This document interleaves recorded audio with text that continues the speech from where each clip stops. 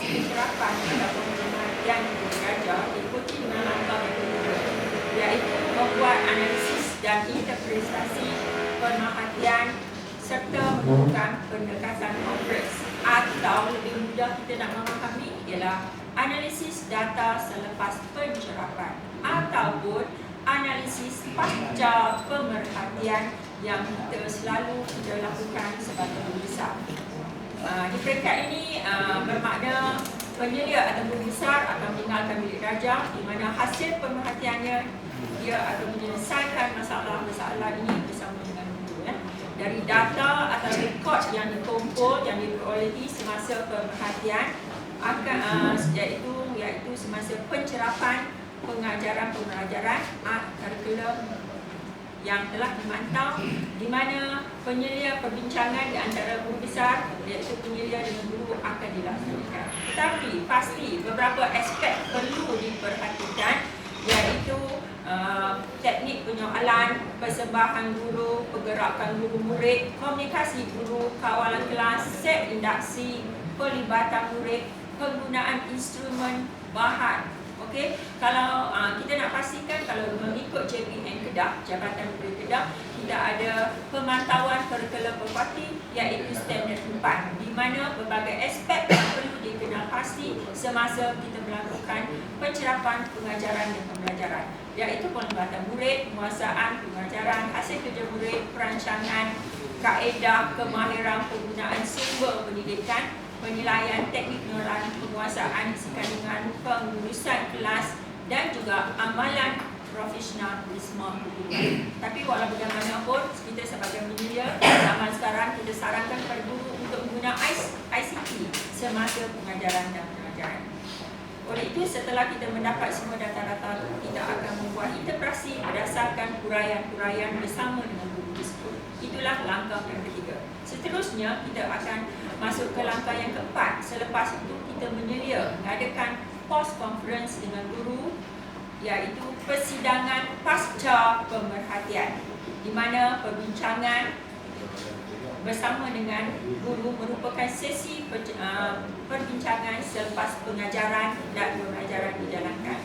Ia bertujuan, kita kena pasti beberapa maklum balas perlu kita dapat bersama dengan guru-guru itu. Sasaran kita ialah untuk meningkatkan mutu pengajaran. Yang kedua, mencapai kemajuan profesionalisme diri.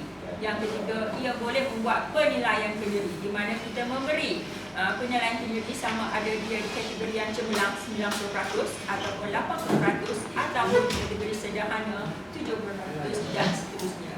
Keberkaitan ini sangat berguna kepada perancangan yang dibuat di antara penyelia dan guru, iaitu guru besar dan guru, di mana pendekatan perlu diambil kira pendekatan direktif ataupun non-direktif ataupun secara algoritma. Dengan ini, itu saja untuk langkah yang keempat. Seterusnya, panel kita akan disambung. Saya serah balik dulu kepada Puan. Okey, terima kasih Puan Nur Ain. Jelas pada kita tadi dah tambah lagi dua persediaan yang perlu kita buat. Tak cukup tu. Kalau empat ada tadi analisa data selepas pasca pemerhatian, kemudian persidangan dengan guru yang itu untuk kita bincangkan. Cikgu Asri kata ada satu lagi. Apa silakan Cikgu Asri? Bismillahirrahmanirrahim. Assalamualaikum warahmatullahi wabarakatuh dan salam sejahtera tuan pengerusi dan rakan-rakan yang dihormati sekalian. Kalau kita tengok pada tajuk perbincangan kita pada pagi inilah, iaitu tentang penilaian klinikal yang dapat membantu guru besar lah kita lah dalam PNP sekolah. Jadi kalau kita tengok kepada apa yang dihuraikan oleh rakan-rakan saya tadi daripada segi objektif dan juga langkah-langkah, biasa lepas dia ni tak langkah lagi dah. Daripada langkah pertama, langkah kedua, langkah ketiga, langkah keempat, ini semua adalah untuk mendapatkan hasil yang terbaik, hasil pemantauan yang terbaik lah. Jadi kita terpaksa mengikut langkah-langkah sebagaimana yang telah digariskan oleh rakan-rakan saya tadi lah, iaitu di mana rangka sebelum, semasa dan selepas.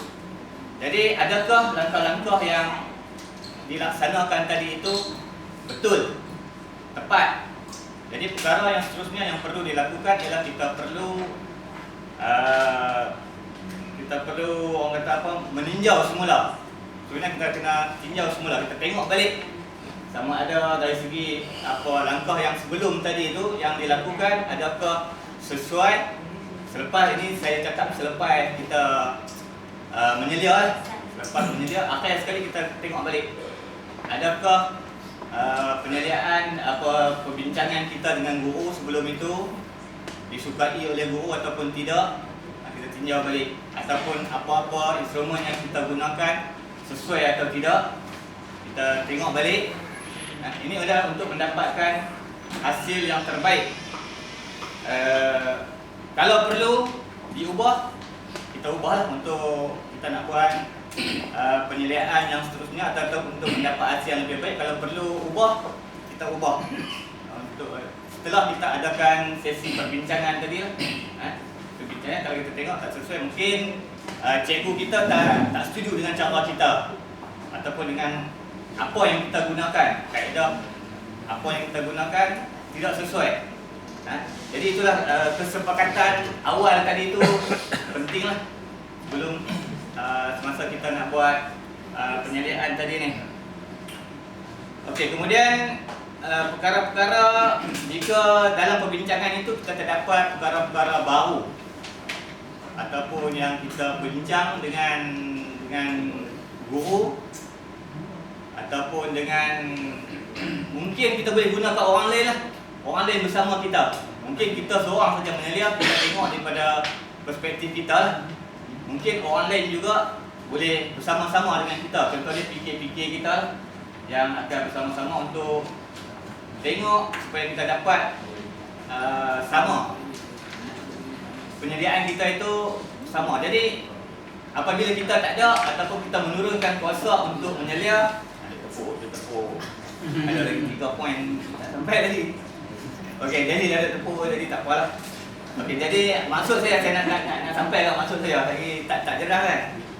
Okey, jadi apabila kita tidak ada di sekolah, mungkin fikir kita ataupun orang-orang yang kita turunkan kuasa untuk menyelia, dia akan dapat penyeliaan yang seragam.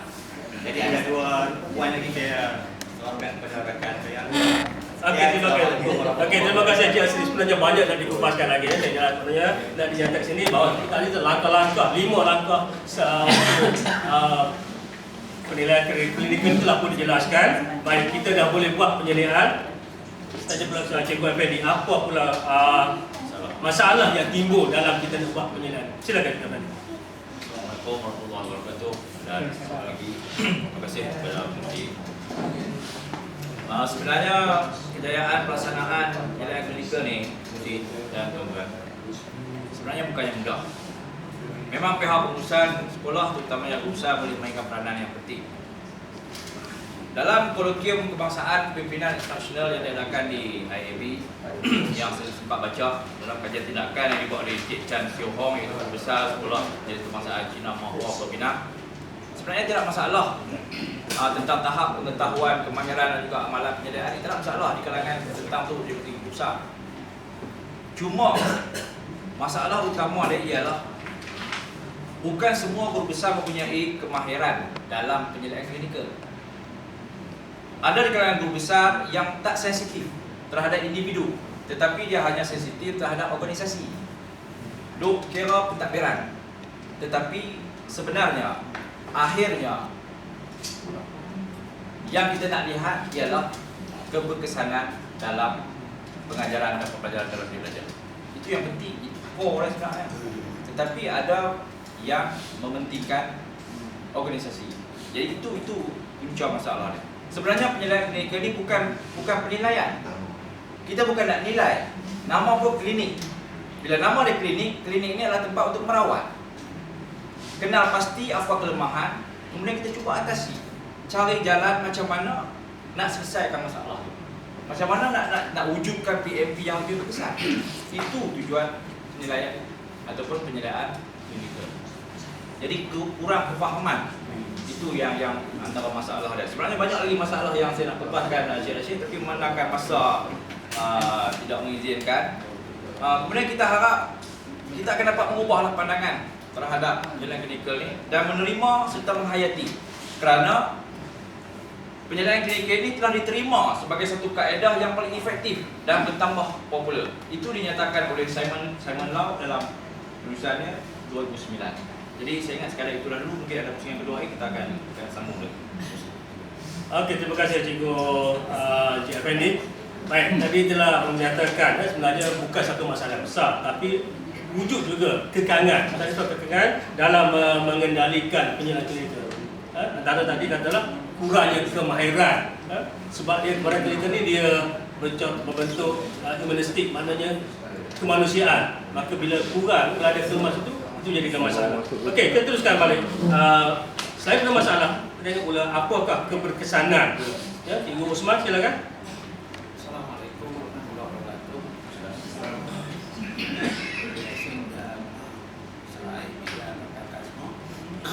Sebab benda ini terkandung dalam SPI Kementerian Pelajaran Bilangan 3 1987 yang menyatakan bahawa usaha tanggungjawab Menteri Kerajaan pelaksanaan iklan di sekolah. Menurut Al-Ghazwari 1980, kaedahnya ialah dapat mewujudkan hubungan rapat guru besar dengan orang bawahan atau guru-guru dan mewujudkan hubungan baik antara guru dan dapat menjayakan atau suasana PMP yang lebih berkesan di sekolah. Dan faedahnya lagi ialah dapat membantu guru besar, dapat membantu guru-guru dalam meningkatkan perkembangan profesinya, menggalakkan pertumbuhan ilmu di kalangan guru-guru yang disedia, dan guru besar pun dapat lebih daripada pendidikan tersebut. Yang penting kali yang meningkatkan kualiti pengajaran, iaitu pengajaran dan pembelajaran, membaiki kelemahan dan kekurangan dalam proses pengajaran guru semasa disedia. Mana kemahiran mengajar dapat dimantapkan apabila pendidikan klinikal ini dilakukan. Antara faedahnya lagi adalah menggalakkan pertumbuhan profesionalisme. Okey, terima kasih Cikgu Osman. Masa tidak mengizinkan, kita bagi sedikit lagi ruang untuk satunya tadi dapat melahirkan hubungan yang baik antara penyelia pentadbir dengan yang diselia tadi. Maka hasil baik itu diharapkan dapat menghasilkan hasil PMP yang baik. Jadi sentuh sedikit Cikgu Iraman, apakah kelemahannya dalam 1 minit saja? Bismillahirrahmanirrahim. Terima kasih Tuan Pengerusi. Disebabkan masa dia mengizinkan, saya hanya berikan sedikit saja, iaitu dari segi kelemahan, terutama sekali dari segi pencerapan. Bila cikgu tahu kita mencerap dia sudah membuat kerja melebihi daripada sepatutnya. Sekarang dengan tadi beberapa 4 hari itu dengan 150%. Dan segi pelajar pula, pelajar ikut tanya cikgu, bukan ikut tanya soalan, bukan sebab kita berada di belakang bilik kerja. Dan segi bilik kerja pula, dia tahu dari keputusan masuk hari itu hari yang paling bersih sekali yang bilik kerja. Baik itu saja. Terima kasih. Okey, terima kasih Ibu Iraman tentang apa kelemahan-kelemahan yang ada. Okey, jadi dapat kita buat sedikit rumusan bahawa penyeliaan klinikal ini satu kaedah penyeliaan yang berkesan, ya. Sangat berkesan kerana dia berhubungan secara terus antara penyelia dengan orang yang diselia. Kalau guru besar dengan guru yang diselia itu satu hubungan terus. Hasil daripada perbincangan tadi, langkah-langkah yang kita ambil, hasil tadi diharapkan dapat membantu dalam menghasilkan PMP yang baik, yang berkualiti. Sebab itulah kaedah penyelia tadi, kita kena satu kaedah yang baik. Sebab kata orang menarik rambut dalam tepung, rambut tidak putus, tepung tidak terurai. Maka kalau kita gabung tadi, maka hasil kesan itu itulah membuahkan satu kaedah pengajaran dan pengajaran yang baik. Saya rasa itu untuk pagi ini. Saya sudahi dengan wabillahi taufiq wal hidayah. Wassalamualaikum warahmatullahi wabarakatuh.